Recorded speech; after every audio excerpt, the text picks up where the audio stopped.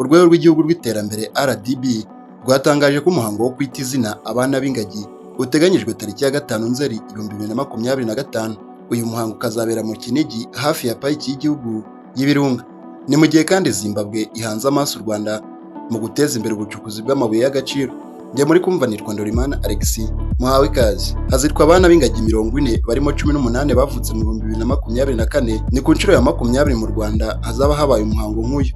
Uyu mwaka ibi birori bizaba ku nshuro ya 20, gusa byagombaga kuba bigiye kuba ku nshuro ya 21 kuko iby'umwaka ushize byasubitswe mu gihe mu gihugu hari hagaragaye icyorezo cya Marburg. Umuyobozi mukuru ushinzwe ubukerarugendo muri RDB, Irene Murerwa, yavuze ko ari ishema kuba u Rwanda rugiye kongera kwita izina abana b'ingagi. Yakomeje agira ati, twishimiye kwizihiza ku nshuro ya 20 kwita izina umuhango wabaye ikimenyetso cyo kubungabunga sosiyete n'umuco w'u Rwanda. Hashimwe umuhate n'ubufasha bya guverinoma y'u Rwanda, abafatanyabikorwa n'abaturage.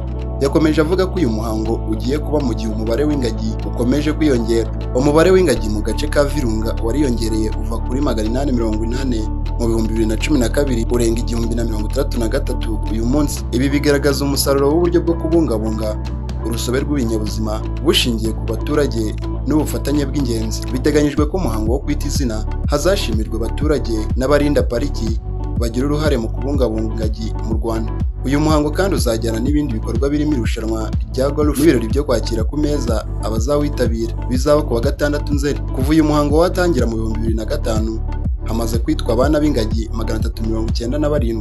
Ni mu gihe kandi Minisitiri w'Ububanyi n'Amahanga wa Zimbabwe Prof Dr Amon Mugirwa yagaragaje ko igihugu cye gihanze amaso u Rwanda mu bufatanye bugamije guteza imbere urwego rw'ubucukuzi bw'amabuye y'agaciro. Yagaragaje ko Zimbabwe ifite ubwoko burenga 63 bw'amabuye y'agaciro harimo na lithium. Lithium ni ibuye ry'agaciro ryavumbuwe mu 1817 na Johann Augustin Alvedson.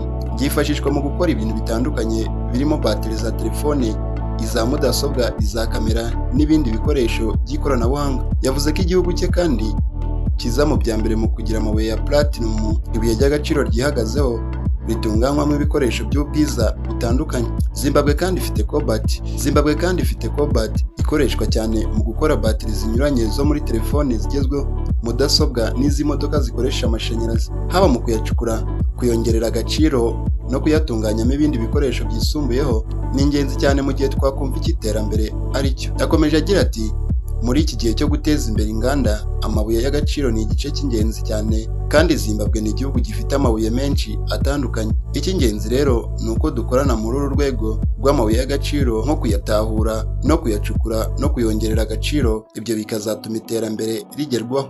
Byagaragaje ko mu by'ukuri urwo rwego rukwiye imikoranire hagamijwe iterambere rusange ry'ibihugu kimwe no gufatanya mu nzego z'ubuhinzi n'izindi z'iterambere. Prof Murwira yagaragaje ko kandi igihugu cye cyiteguye gukomeza gukorana n'u Rwanda